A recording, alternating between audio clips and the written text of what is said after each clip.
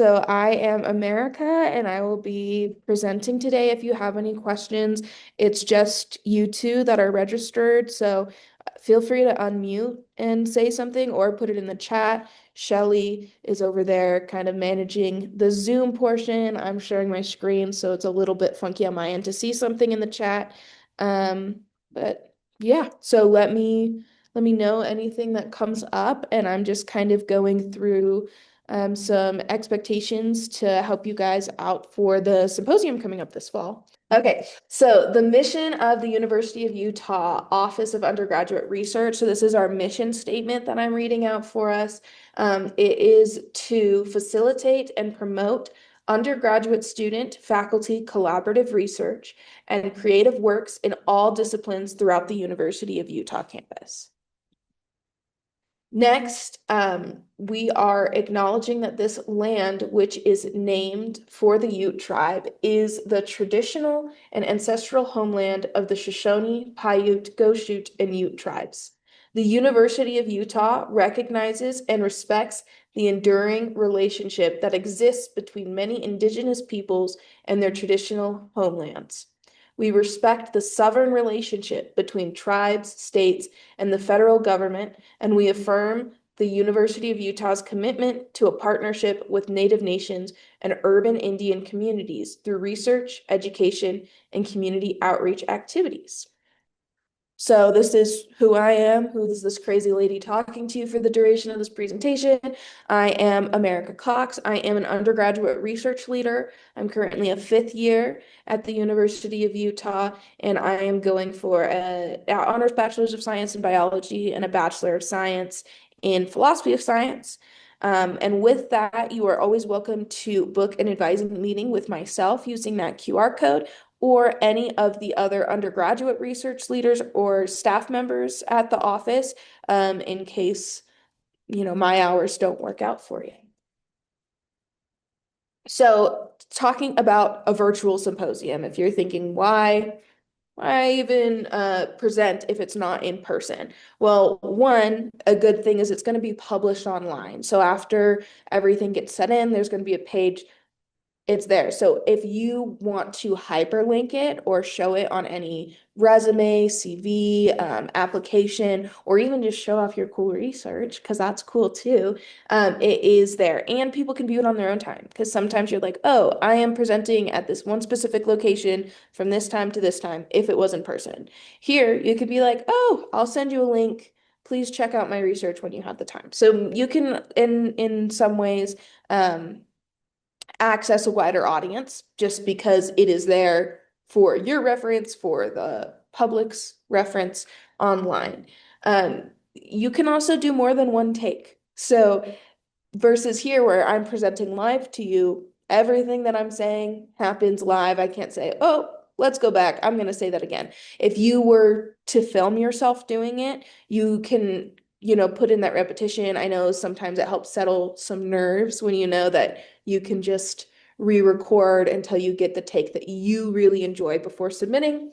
And then, as always, beneficial for any symposia is it gives you more experience to talk about your research, to communicate with the public and talk about how awesome everything is, which is also a quality that employers, graduate schools, medical schools, they like to see that you are out there and you are able to communicate what you do. With some forms of outreach. So those are some benefits to keep in mind of why you're doing it, and I hope you all do since you are here with us today. So it is important to kind of go through expectations of a poster for the poster presentations and specifically how to submit them virtually, because instead of printing them out and going somewhere here, you would make it and you can have it either like how I'm sharing my screen. You can present it that way, or either do something on Zoom or send an audio voice message. So it's going to be all virtual. The logistic sides of making the poster is you can make it in Adobe Express. As a reminder, all employees and students at the University of Utah have access to Adobe Express. I think it's comparable. I know a lot of people are familiar with Canva, but this is like Canva Pro in Adobe, where you have access to all of it with your unit and your email. If that's what you log in with, you should have full access to Adobe Express.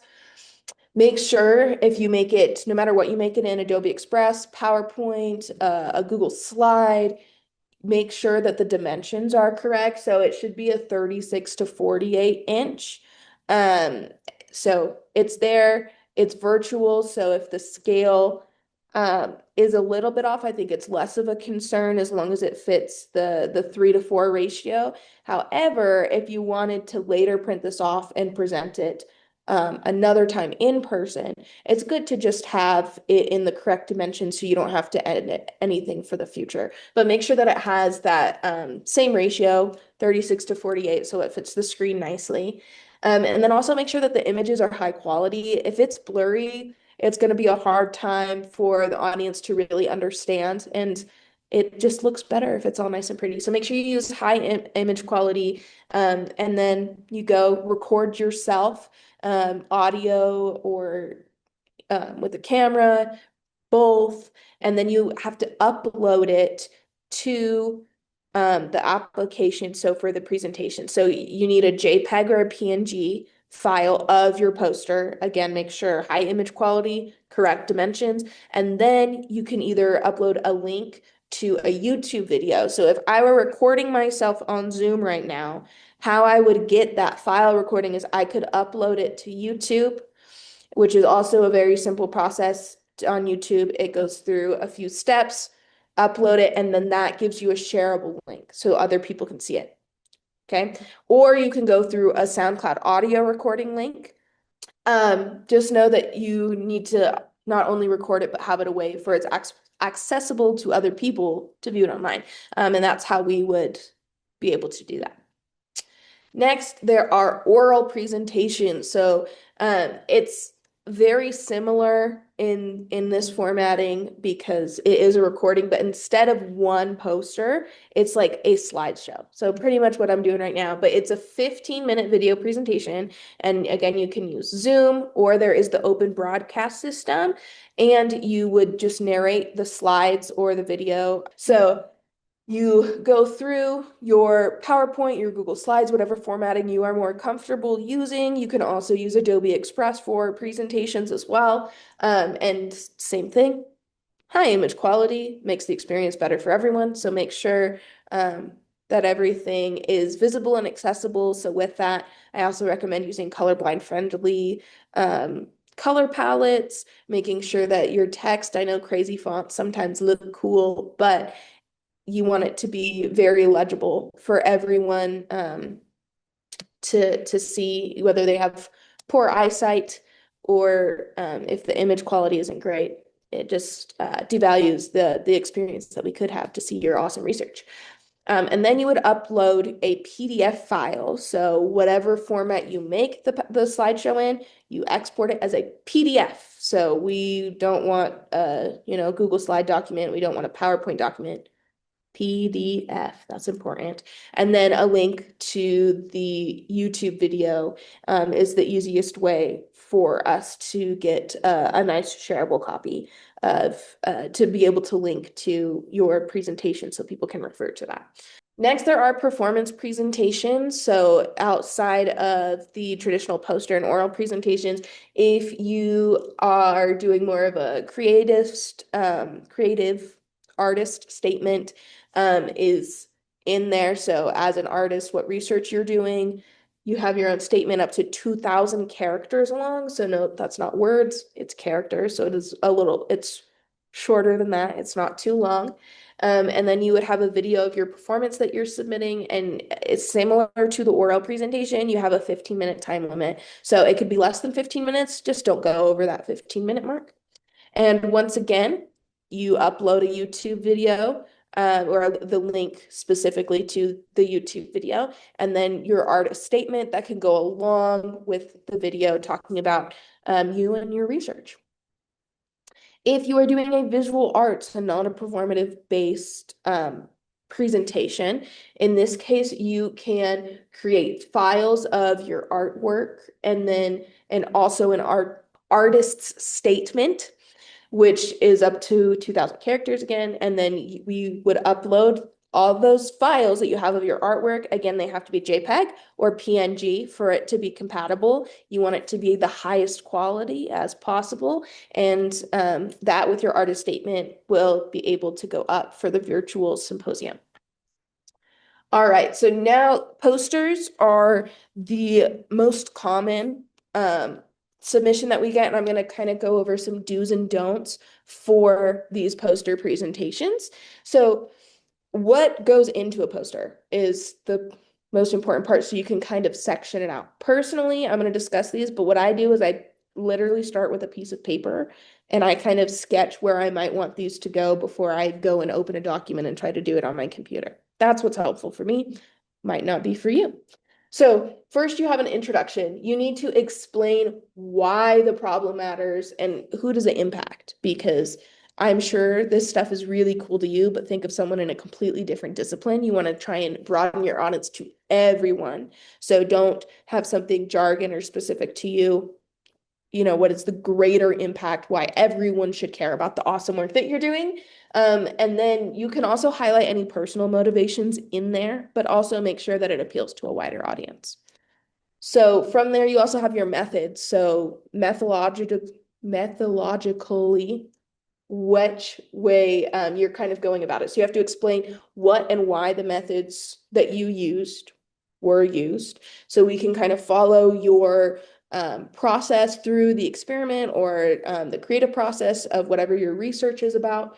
And then you can also share any challenges that are faced with the methods and be like, this machine was so old and it was kind of hard to make it work here. So you can also make some notes that maybe impact how you went about the methods. If there were also any challenges for, getting a certain thing physically that is needed for the methods, could also maybe have a pivot to what you're doing in your methods. Then you also want the results, because we want to see what came from your research. So with your results, it's what did you find out?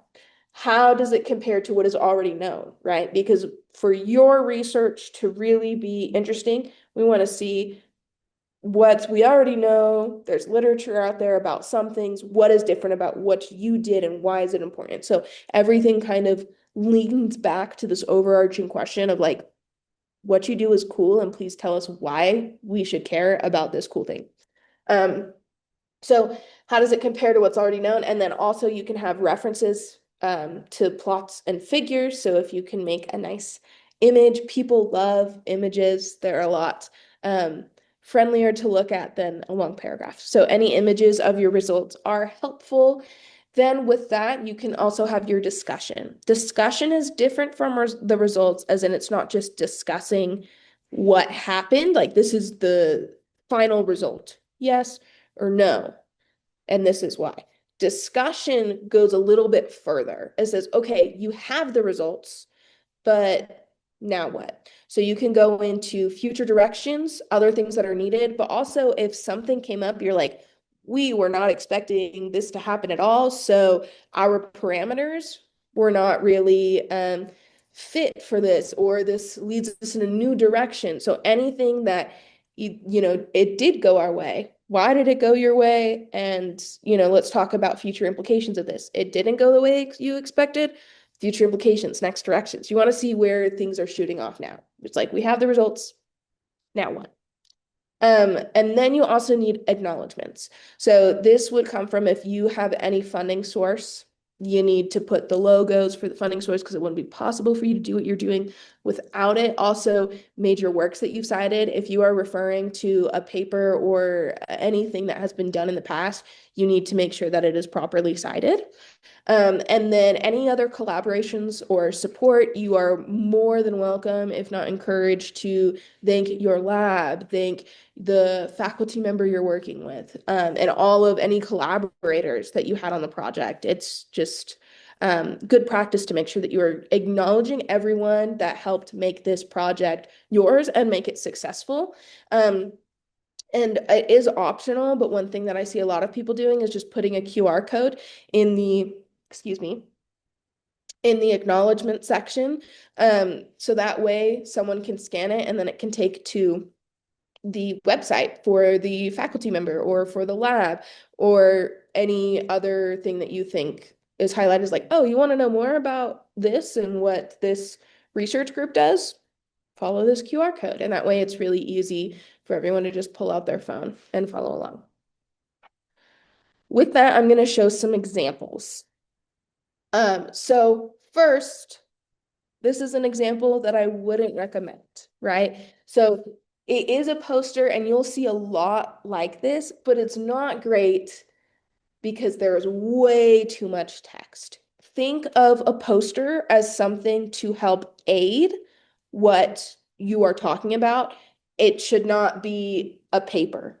So here you have, you don't need to put your abstract on the paper. I know that there are some fields or disciplines that recommend that. It is not necessary, and that's a lot of precious space that you could have with your introduction. And anywhere that you can, make a picture. Make sure that it's legible, like I mentioned before, with either size or font or image quality. It all needs to be accessible. So please don't cram things together. Don't make your text super small just to fit it in because you have one last thing to say. This is a guide for you to present with, not a paper. So there is that. This is a good example. So this was actually the winning award for spring 2025, the best overall poster. So we also have more poster examples on our website, and I'll be giving more as well. But at our.utah.edu, there's resources for you as well. But notice on this poster how it is nice. There's a good splash of color. There are more pictures then there are texts. So it's very nice to look at. You want something that will grab someone's attention from the get-go to really get interested in there. So well organized, easy to read, great graphics, and has a great color scheme. Who doesn't love a good color? All right. This one won the Spring 2025 Best Use of Poster Visuals. That's what it says. So the visuals are supporting the text and they're easy to read and they're easy to view. I also think that this is a good example if you're like, I don't have a graph or I don't have any sort of chart to represent my work. You can have any pictures from the process. You can make like flow charts or diagrams, but this is a good way of it not being just a graph and having pictures to really encompass and show using visuals. This is the Spring 2024 Best Narrative poster. This is just one of my favorites. I had to include it. I think this is a great example because the visuals and text provide a great narrative of the research where it kind of walks you through the process. And again, you're kind of pulled in. There's not too much text. The text that is there, you can read, which is very important. So with that, I would like to discuss some other research opportunities. And if you have more questions about posters and resources, of course, there's resources available online on our website that kind of go through different poster templates and other examples. Other things that you could do with presenting your research. So we have our fall symposium that, it goes live on December 5th. And you have to be registered by the end of this month, so November 30th, and they're all virtual. So there's no in-person option in the fall. However, if you want to present in person, that would be in the spring. So on Tuesday, April 7th, 2026, I know it's a bit of ways away, but we have the date. So mark your calendars. So that is an in-person for posters. You have their oral presentations, all creative presentations are all there. So that is the big in-person event. There are also summer opportunities to present your research. So that would be Thursday, July 30th, 2026. It is also in person and it has some great opportunities for poster presentations. Additionally, there are the CUR conferences, which stands for, there's UCUR, the Utah Conference of Undergraduate Research, and there's NCUR, the National Conference for Undergraduate Research. The UCUR is in February, so a little bit earlier than our spring symposium that we have here at the U. So it's February 27th, and it's at Weber State in Ogden. And the abstracts are due on November 7th. So today, if you wanted to get in and present, you need to submit your abstract by today. Um, and you have till January to register. So that means if you still wanted to, register to go and see things but not present, you could still have time to do that. But if you go and present, you have to be a presenter. The Office of Undergraduate Research will be able to cover your registration fee. So if you get your abstract in by tonight, or if you've done it earlier, the Office of Undergraduate Research will cover that registration fee. You are responsible for your own transportation. So from the University of Utah, it is accessible to get there. It's a bit of a drive, and you could take public transit, and that would take about twice as long, but that's how public transit works. So it definitely is a lot more doable than like this last year, I believe was at Southern Utah University or Utah Tech. So yeah, a lot more doable, and they move around. So this one is a lot closer to home and makes it easier to do. What is far away is one that is even out of state. So the National Conference of Undergraduate Research. This is one that is a good opportunity to see people from across the whole country, as well as any supporting faculty members that would be there. But that is all the way in April. So the abstracts are due by December 5th. I know it's going to be finals week, and that might be a little, or right before finals week, because that's reading day, I believe. But December 5th, that is when the abstract is due. So you would need to have that turned in. And then notification and registration open, so where you can register. And then if you get notified, like, hey, you are approved to present, that would be by January 14th, 2026. And then registration closes, or if you want to cancel anything, that's by March 6th, 2026. So this one is not covered by our office, so you would have to pay for registration, and of course transportation all the way to Virginia. However, it is a good opportunity, and there is always travel grants, or you could look into other funding through talking to your faculty member, and going from there if that is something that you are interested in. And that is kind of an overview focusing on that virtual presentation and poster examples, but then also leading to some opportunities.